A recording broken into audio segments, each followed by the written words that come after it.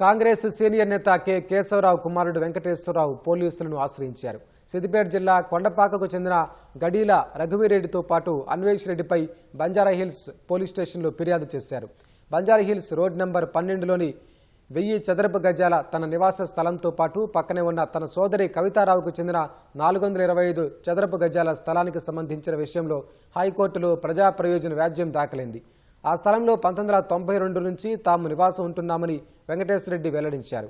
అయితే ఆ స్థలాన్ని గత ప్రభుత్వం ప్రత్యేకంగా జీవో 56 విడుదల చేసి క్రమబద్ధీకరించింది. ఆస్తుల రెగ్యులరైజేషన్కు వ్యతిరేకంగా ప్రభుత్వం తక్కువ రేట్లు వసూలు చేసి ఖజానాకు నష్టం కలిగించిందని ఆరోపిస్తూ రఘువీరెడ్డి హైకోర్టులో పిల్ దాఖలు చేశారు. జీవో 56ను రద్దు చేసి జీవో 59 కింద మార్కెట్ విలువ లెక్కించాలని కోరారు.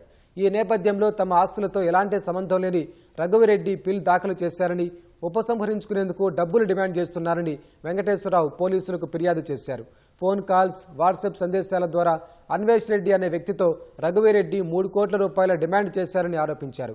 విషయం సాఫీగా చూసుకుంటే వినడానికి సిద్ధంగా ఉంటామని, బెదిరిస్తే హైకోర్టులో మరో రిట్ పిటిషన్ వేస్తామంటూ బెదిరించారని ఫిర్యాదులో పేర్కొన్నారు. డబ్బు ఏర్పాటు చేస్తే ఎన్ఓసీ ఇస్తామని మెసేజ్ చేశారని, తమకొచ్చిన సందేశాలు, ఫోన్ కాల్స్ వివరాలను ఫిర్యాదుతో జత చేశానన్నారు. వెంకటేశ్వరరావు ఫిర్యాదుతో రఘువీరెడ్డి, అన్వేష్ రెడ్డిలపై బంజారాహిల్స్ పోలీసులు కేసు నమోదు చేసి దర్యాప్తు చేస్తున్నారు.